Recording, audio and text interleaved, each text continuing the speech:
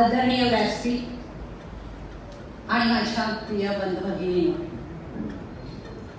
आजच्या कार्यक्रमाची बातमी व्हॉट्सअपद्वारे पसरली आणि परत एकदा शुभेच्छांचा पाऊस नव्हे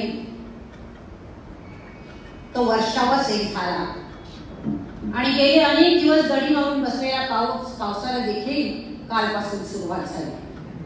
ह्या पावसाळी वातावरण असताना सुद्धा एवढ्या मोठ्या संख्येने आपण सर्वजण आलात, खरोखर माझं मन भारावून गेलं. आपण थोडंफार जे काही कार्य करते त्याची पावती जणू काही तुम्ही तुमच्या उपस्थितीद्वारे मला दिलेली आहे, त्यामुळे मन खूप भरलेलं आहे. आजचा सोहळा हा माझ्या एकटीचा नाही, तुम्ही प्रत्येक जण त्याचे सहभागीदार आहात. तुम्ही मला सहकार्य दिलं, प्रोत्साहन दिलं, प्रेरणा दिली आणि त्यामुळे गेली 42 वर्ष मी समाजात विविध क्षेत्रात कार्यरत राहिले. मी केलेल्या थोड्याफार कार्याची पावती परमेश्वराने माझ्या जीवनात मला खूप मोठ्या प्रमाणात दिलेली आहे. एखादी व्यक्ती 100 वर्ष जगली तरी त्या व्यक्तीला जीवनात मिळणार नाही एवढं मला सगळं 50च्या आत मिळालेलं आहे. मग त्या आपल्या बँकेची निवडणूक ज्यामध्ये संचालकापासून अध्यक्षापर्यंत मला मिळालेली संधी, जिल्हा परिषदेवर 2 वेळा निवडून येण्याची संधी, शाळेत कार्यरत असताना आमच्या वर्गीचे शिक्षक या ठिकाणी आले आहेत, तिथे कार्यरत असताना मला प्रिन्सिपल पदावरती दुसऱ्या शाळेमध्ये मिळालेली बढती, मिळालेले अनेक पुरस्कार, हे सर्व माझ्या ध्यानी नसताना मला जेव्हा मिळते आणखी परमेश्वराने काय द्यायचं बाकी राहिलं होतं. मला खूप काही दिलेलं आहे. विशेष म्हणजे युवकासमूहात मी कार्य करीत असताना त्या योग्य वेळेला माझ्या या कार्यामध्ये पहिले प्रथम मला ज्यांचं मार्गदर्शन मिळालं त्या आजच्या कार्यक्रमाचे अध्यक्ष रेव्हरंड डॉक्टर फादर जॉय डिकोना, त्यांनी माझ्या जीवनाला एक वेगळी कलाटणी दिली. कदाचित त्यावेळेला सुरुवातीला माझ्या जीवनात ते आले नसते तर मी एवढ्या पुढे कधीच आले नसते, कारण मी तशीच शांत उजगावणी माझ्या शाळेतले 79च्या बॅचची मुलं आले की मग सांगतील आमचे सहकारी आलेले आहेत ते. पण त्या ठिकाणी वेगळी कलाटणी देण्याचं काम त्यांनी केलं आणि म्हणून मला पाहिजे होतं आणि माझे सहकारी जॉनने पण सांगितलं की त्या ठिकाणी योग्य व्यक्ती जर असेल तर ते म्हणजे फादर जॉय डिकोना, की त्याने तिला ठरवलेला आहे. मला या युवकाबरोबर कार्य करीत असताना पॅरिसमध्ये केवळ कार्य करण्याची नाही तर अगदी वसई पातळीवरील पश्चिम विभाग आयोगावरती आणि देश पातळीवरती सुद्धा कार्य करण्याची संधी मिळाली आणि जागतिक पातळीवरती संमेलनामध्ये सहभाग घेण्याची देखील मला संधी मिळाली. आणखी परमेश्वराने मला काय द्यायला हवं, खूप काही दिलेलं आहे आणि ते मी माझं सद्भाग्य समजते. आज मला प्रकर्षाने आठवण होते ती माझ्या जन्मदात्या आई वडिलांची. वास्तविक पाहता उल्लेख झाला की बाबा म्हणून हाक मारण्याची मला संधी मिळाली नाही किंवा माझ्या बाबांची मला ओळख देखील झाली नाही. माझे बाबा कसे दिसतात हे सुद्धा मला बघता आलं नाही, कारण मी केवळ 1.5 महिन्याची होती. पण त्यांनी शिक्षक म्हणून भुईगाव येथे जे कार्य केलं व आयुष्यात केलेल्या पुण्याईचं फळ मला आज वेळोवेळी अनुभवायला मिळते. माझ्या केवळ 5 आत्मा भुईगावला आहेत, त्यांच्या परिवारातून तर आहेच, पण समस्त भुईगावकरांकडून बाबाविषयीचं ऐकून माझं मन खूप भरून येते. तेथेच मला माझ्या बाबाची ओळख होते. ऐन तारुण्यात म्हणजे वयाच्या 30व्या वर्षी आईला वैधव्य आलं आणि अगदी 10 वर्ष आणि मी 1.5 महिन्याची, माझी मोठी बहीण माझी फुलुबाई 10 वर्षाची आणि 1.5 महिन्याची, अशा मी 6 जण. या 6 लेकरांचा आई आणि बाबाच्या दुहेरी जबाबदारीचं जोखड घेऊन त्या मातेनं आपला प्रवास सुरू केला. आपल्या पदरात असलेल्या 6 लेकरांचे पालन पोषण शिक्षण पूर्ण करण्यासाठी माझ्या आईने केलेले कष्ट आठवल्यानंतर वाटतं की तिने सगळं कसं केलं असेल. तिच्यासाठी तो प्रवास येशू ख्रिस्ताच्या कालवारी टेकडीवरील प्रवासा इतकाच कष्टमय नसेल. कालांतराने सर्व काही स्थिर झालं. अन सुखाचे दिवस आले आणि तिची जणू काही निघून जाण्याची वेळ आली आणि ती देखील मला सोडली. माझे शिक्षण, नोकरी, सहकार, सामाजिक व राजकीय कार्य या बाबतीत पहाडासारखी ती माझ्या पाठीशी उभी राहिली. ती माझी आई आणि माझं कुटुंबीय. मी केवळ माझ्या आईची पोरी नव्हती, मला लाडाने ती पोरी बोलायची शेवटपर्यंत. एक दिवस मी मीटिंगहून उशिरा होते, फोन केला आणि तिने फोन उचलला आणि मी सांगितलं हॅलो. तर कोण बोलते? तिने सांगितलं मी डॉमिनिका बोलते. मला सांगते कोण डॉमिनिका? तर मी सांगितलं पोरी. हा आया बोलतो मी डॉमिनिका पण आहे म्हणे. तिला ती डॉमिनिका शब्द ऐकायची सुद्धा हे नव्हती. पोरी हाच शब्द ती बोलायची. केवळ माझ्या आईची पोरी नव्हती तर माझ्या तिन्ही बहिणी, माझे दोन्ही भाऊ आणि माझी तिन्ही भाऊची. आज 2 भाऊची माझे, मी त्यांना मिस करते. पोरी शिवाय कधीच हात मारली नाही. नुसतं नावाने पोरी नाही तर पोरी सारखंच प्रेम त्याने मला दिलं. मला म्हणजे स्वतःच्या मुलापेक्षा माझ्यावरती जास्त प्रेम केलं, माझी जास्त काळजी केली आणि अजूनपर्यंत माझ्या बहिणी, माझ्या वहिनी आणि माझी भाऊजी हे सगळे देत आहेत. माझ्या भावा बहिणींची मुलं, मी आज उत्तम त्यांचा सगळ्यांचा उल्लेख करते कारण माझ्या प्रवासात त्यांचा खूप मोठा वाटा आहे आणि मला कुठेच हे बोलता आलं नाही कारण हा माझा पहिला असा सोहळा आहे. माझ्या भावा बहिणींची मुलं माझ्या आजूबाजूला उभी आहेत. अगदी जावई आणि सुना देखील.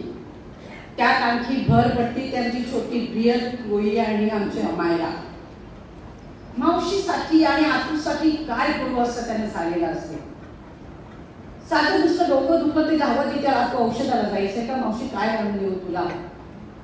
हे सगळं त्यांचं प्रेम बघितल्यानंतर जीवनात जेव्हा नैराश्य येतं ना तेव्हा वाटतं ह्या मुलांसाठी तरी जगावं आणि त्यांच्यासाठी मी जगते.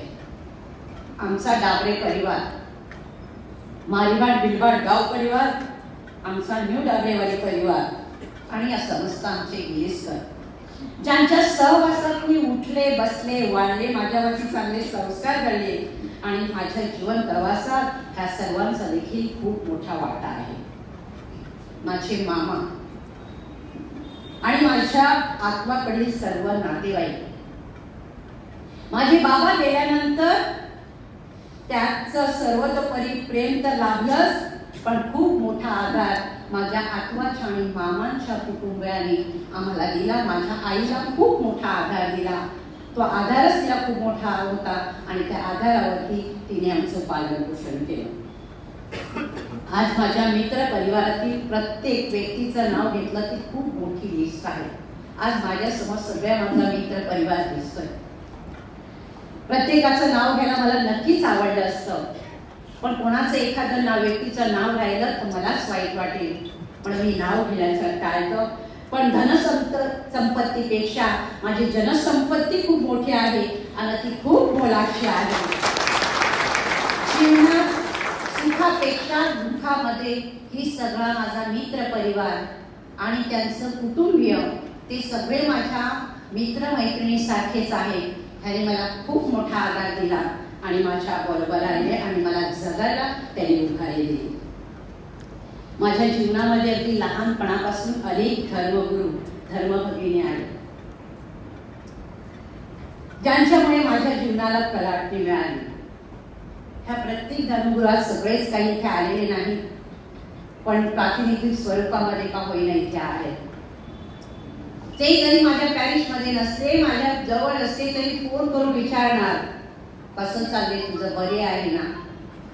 आणि हा आधार केवळ तेच नाही तर त्यांच्या प्रार्थना आणि त्यांच्या शुभेच्छा नेहमीच माझ्या पाठीशी असतात आणि त्यांच्या प्रार्थनेमुळेच मला खूप उभारी मिळते.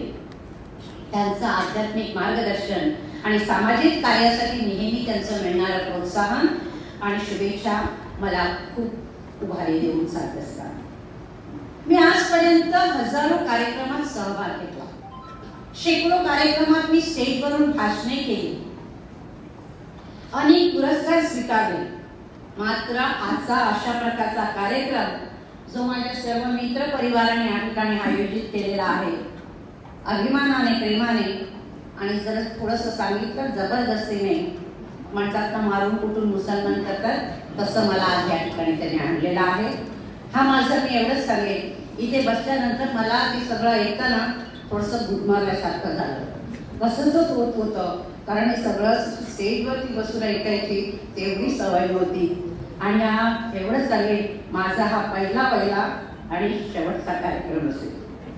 खरं म्हणजे अशा प्रकारचा माझा सन्मान व्हावा असं करण्याचं आणि पाहण्याचं